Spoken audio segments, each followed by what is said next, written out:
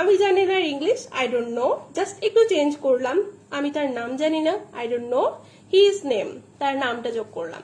আমি তার বাবার নাম জানি না, I don't know his father's name. আমি তার মাকে জানি না, I don't know his mother. আসসালামু আলাইকুম everyone, welcome to study line. আজকে আমরা শিখবো খুব সহজে কি করে ইংরেজিতে কথা বলা যায়, তার সেন্টেন্স গুলো মেক করা। তো চলুন শুরু করা যাক। আমি জানি না এর ইংলিশ কি, আই ডোন্ট নো। আমি জানি না, আই ডোন্ট নো। তাহলে তেমনি এখানে তেমন কোনো চেঞ্জ নেই বাংলায়, তবে এটাকে যদি একটু অন্যভাবে বলি, লাইক আমি তার নাম জানি না, I don't know his name. আমি জানি না, আই ডোন্ট নো। আমি তার নাম জানি না, I don't know his name. এখানে শুধু তার নামটা যোগ করা হয়েছে, আর তার নামের ইংলিশ হলো হিজ নেম। আমি তার বাবার নাম জানি না, তাহলে কি হবে? I don't know his father's name. I don't know his father's name. আমি তার মাকে জানি না, I don't know his mother. I don't know his mother. তাহলে কি হচ্ছে? আমি জানি না English, I don't no, just একটু চেঞ্জ করলাম। আমি তার নাম জানি না, I don't know his name, তার নামটা যোগ করলাম। আমি তার বাবার নাম জানি না, I don't know his father's name. আমি তার মাকে জানি না, I don't know his mother. তেমনি এখন যদি বলি আমি তার ঠিকানা জানি না, তাহলে কি হবে? I don't know his address. I don't know his address. এবার একটু চেঞ্জ যদি নিয়ে আসি এর মধ্যে, আমি জানি না এটা কি, তাহলে কি হবে?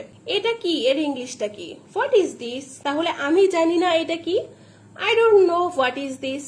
এরকমই যদি আমি আরো কিছু সেন্টেন্স মেক করতে চেষ্টা করি, আমি জানি না তুমি কি বলছো, তাহলে কি, তুমি কি বলছো? What are you saying?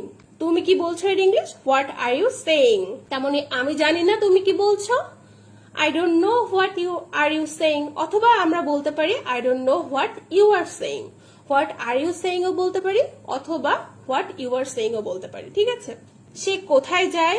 আমি জানি না। আমি জানি না সে কোথায় যায়। আই ডোন্ট নো হোয়ার হি গোস। অবশ্যই কিন্তু গোস হবে, ঠিক আছে? গো হবে না, কেননা আমরা জানি পার্সন অনুযায়ী, আমার পার্সনের ভিডিও দেওয়া আছে, আপনারা চাইলে দেখে নিতে পারেন, টেন্সের ভিডিও দেওয়া আছে। পার্সন অনুযায়ী আমরা জানি থার্ড পার্সন সিঙ্গুলার নাম্বারের শেষে সবসময় ভার্বের সাথে এস বা ইএস যোগ করা হয়। তাহলে সে হলো থার্ড পার্সন সিঙ্গুলার নাম্বার। যদি তারা হতো তাহলে দে গো হতো, তখন আর এস বা ইএস যোগ হতো না। তাহলে আই ডোন্ট নো হোয়ার হি গোস। যদি বলতাম আমি জানি না তারা কোথায় যায়, তাহলে হতো আই ডোন্ট নো হোয়ার দে গো, তখন আর গোস হতো না। তাহলে ইংলিশের সেন্টেন্স স্ট্রাকচারটা বাংলা সেন্টেন্স স্ট্রাকচারের থেকে কিছুটা ডিফারেন্ট হয়। এই জন্য আমরা এটা ট্রান্সফার করে করে সেন্টেন্স মেক করা শিখবো, তাহলে আমাদের কাছে অনেক ইজি হবে। সো গাইস, আজকে এই পর্যন্তই। সবাই ভালো থাকবেন, সুস্থ থাকবেন। ধন্যবাদ সবাইকে।